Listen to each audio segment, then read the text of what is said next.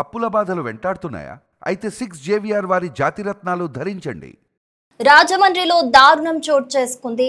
Cinema చూద్దామని చెప్పేసి మాల్కి వెళ్ళిన ఒక మెడికల్ స్టూడెంట్ ప్రియాంక జీవితం అంధకారంలోకి వెళ్ళిపోయింది. అసలు ఏం జరిగింది అనంటే, ప్రియాంక వాళ్ళ ఫ్రెండ్తో కలిసి సినిమా చూడడానికి అని వెళ్ళింది. వెళ్ళి మూవీ అయిపోయి మళ్ళీ తిరిగి వెళ్తున్న సమయంలో ఒక కార్లో ఇద్దరు వ్యక్తులు ఈ మాల్ ఏవి అప్పారావు రోడ్లో ప్రసాద్ ఆదిత్య మాల్ ఇది. అయితే ఇద్దరు వ్యక్తులు మద్యం తాగున్నట్టున్నారు. వాళ్ళు అప్పటికే సెక్యూరిటీ వాళ్ళతో కూడా గొడవ పడ్డారట. సో ఏదైతే మూవీ అయిన తర్వాత అందరూ వెళ్ళిపోతారో మాల్ నుంచి, అక్కడ ఎగ్జిట్ గేట్ దగ్గర చూడొచ్చు మనము విజువల్స్లో క్లియర్గా. వాళ్ళ ఫ్రెండ్ ప్రియాంక ముందు వెళ్తున్నారు ఒక స్కూటీ మీద. వెళ్తూ ఉంటే ఈ వెనక కార్లో ఉన్న తాగి ఉన్న వాళ్ళు ఎవరైతే ఉన్నారో వాళ్ళు ముందుగా వాళ్ళని యాక్టివాని ఢీ కొట్టడం జరిగింది. అప్పటికి ఆ అమ్మాయి వెనక్కి చూసింది, ఏదో మాట్లాడుతుంది, ఆర్గ్యూ చేస్తుంది. ముందుకి కదిలిన తర్వాత వీళ్ళు ఫాస్ట్గా ఆ యాక్టివా మీదకి కార్ని తీసుకెళ్ళి ప్రియాంక తల మీద నుంచి ఆ కార్ని తీసుకెళ్లారు. చూడండి, అసలు వినడానికి కూడా ఆ దృశ్యం చూడలేం కూడా మనము. తీసుకెళ్లటం వల్ల ఆ దగ్గరలోని హాస్పిటల్లో జాయిన్ చేశారు. సో సిచ్యువేషన్ ఇంకా క్రిటికల్గా ఉందని హైదరాబాద్కి కూడా తరలించారు. ఇప్పుడు ప్రస్తుతం ప్రియాంక పరిస్థితి చాలా దారుణంగా ఉంది. బ్రెయిన్ డెడ్ అయిందని డాక్టర్లు చెప్పారు. సో ఇప్పుడైతే చాలా క్రిటికల్ సిచ్యువేషన్, చావు బతుకుల మధ్య పోరాడుతోంది అని చెప్తున్నారు. సో వీళ్ళిద్దరు ఎవరైతే ఉన్నారో వాళ్ళు ఆల్రెడీ మాల్లో ఎవరైతే సెక్యూరిటీ వాళ్ళు ఉంటారో మంచిగా తాగొచ్చిరు అనమాట. సో అలాంటి వాళ్ళు ఒక ర్యాష్ బిహేవియర్ అసలు ఎవరైనా ఎక్స్పెక్ట్ చేస్తారా? సినిమాకని మూవీస్కి ఎందుకు వెళ్తారు? మూవీస్కైనా మాల్కి షాపింగ్కి ఎందుకు వెళ్తారు? ఏదో ఒక బిజీ లైఫ్లో బాగా చదువుకుంటున్న వాళ్ళు, లేకపోతే ఉద్యోగం చేసి కొంచెం ఫ్రీ టైం కావాలనుకున్న వాళ్ళు, మైండ్కి రిలాక్సేషన్ కావాలనుకున్న వాళ్ళు, కొంచెం స్ట్రెస్ తగ్గించుకోవడానికి, కొంచెం రిలాక్స్ అవ్వడానికి వెళ్తూ ఉంటారు. సో అలా వెళ్ళినప్పుడు వచ్చేసరికి జీవితమే లేకుండా పోతుంది, మనకి జీవితం ఒక ప్రశ్నార్థకం అవుతుంది అని ఎవరన్నా ఊహిస్తారా? ఈ ఇద్దరు నిందితులు కూడా నామవరానికి చెందిన వ్యక్తులుగా అయితే గుర్తించడం జరిగింది. సో వాళ్ళనైతే అదుపులోకి తీసుకున్నారు. సో అక్కడ ఆ కారు నెక్సాన్ కార్ లాగా అనిపిస్తోంది.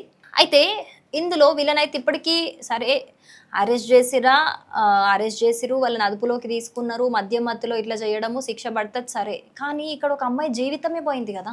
అంటే తాగి ఎక్కడికన్నా వెళ్ళిపోవచ్చు, ఎన్ని దారుణాలన్నా చేసేయొచ్చా? ఏదైనా జరగచ్చా? అంటే మనం జస్ట్ ఈ రోజుల్లో ఎక్కడికి వెళ్ళినా, ఏదున్నా, ఎటు వెళ్ళినా కూడా మనకి భద్రత లేదనమాట. ఎటు వెళ్ళినా కూడా ఏమైనా జరగచ్చు అన్నట్టు ఉంది పరిస్థితి. ఎవరైనా ఊహిస్తారా అసలు అట్లా? మాల్కి వెళ్ళిన తర్వాత వచ్చే గ్యాప్లో మనకి ఇలా జరుగుతుంది అని చెప్పి అసలు ఊహిస్తే ఎవరైనా వెళ్తారా? అండ్ అక్కడ వాళ్ళ బిహేవియర్ చూడొచ్చు, ఎంత ర్యాష్గా ఉందంటే అంత ర్యాష్గా ఉంది వాళ్ళ బిహేవియర్. బాగా తాగేసి వెళ్ళిపోయారు. కొంతమంది ఉంటారు కదా, వాళ్ళకి పేరెంట్స్ సంపాదించి పెట్టగానే బాగా డబ్బులు ఉంటాయి, కష్టపడాల్సిన అవసరం ఉండదు, తాగాల తిరగాల రోడ్ మీద, ఇదే పని, ఇంతే ఉంటుంది. నేను మళ్ళీ చెప్తున్నా, ఎవరైతే ఇట్లాంటివి చేస్తున్నారో వాళ్ళకి మాత్రమే కోపం వస్తుంది. నేను వాళ్ళని అంటున్నా. నన్ను అన్నారు, వాళ్ళని అన్నారు అని మీరు అనుకుంటే ఎవరు ఏం చేయలేరు. కానీ ఇట్లాంటి వాళ్ళ వల్ల చూడండి, ఇప్పుడు ఆ అమ్మాయి జీవితమే ఒక క్వశ్చన్ మార్క్ అయిపోయింది. అసలు ఆ అమ్మాయి బతుకుతుందో లేదో తెలియదు ఇప్పుడు. చూడండి ఎంత దారుణం. అసలు తల మీద నుంచి కారు పోనడం ఏంటి?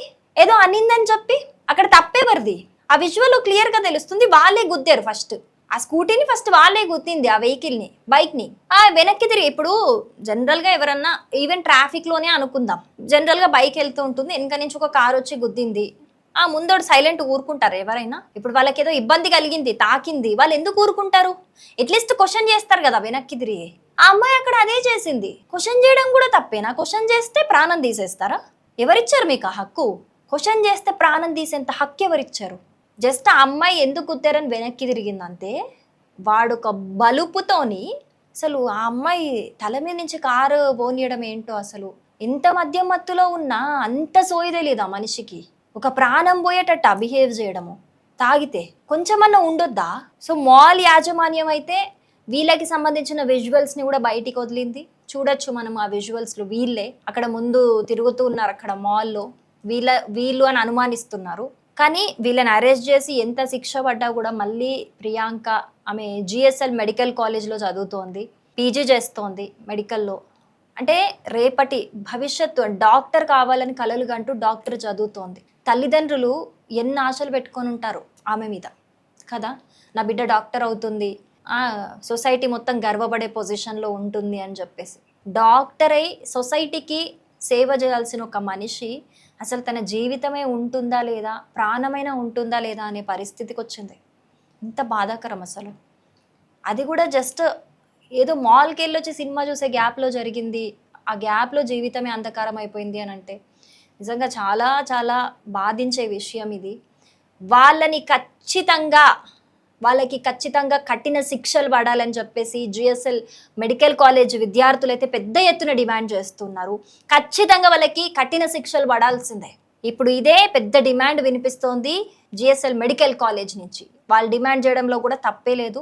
కానీ ఏది ఏమైనప్పటికీ కూడా ఇప్పటికీ ప్రియాంక పరిస్థితి చాలా క్రిటికల్గా ఉన్నట్లు తెలుస్తోంది. బ్రెయిన్ డెడ్ అయిందని డాక్టర్స్ చెప్పారు. ప్రియాంకకి ఏం అవ్వకుండా మళ్ళీ సురక్షితంగా బతికి తొందరగా రికవరీ అయిపోవాలి అని చెప్పేసి మనమందరం కూడా కోరుకుందాం.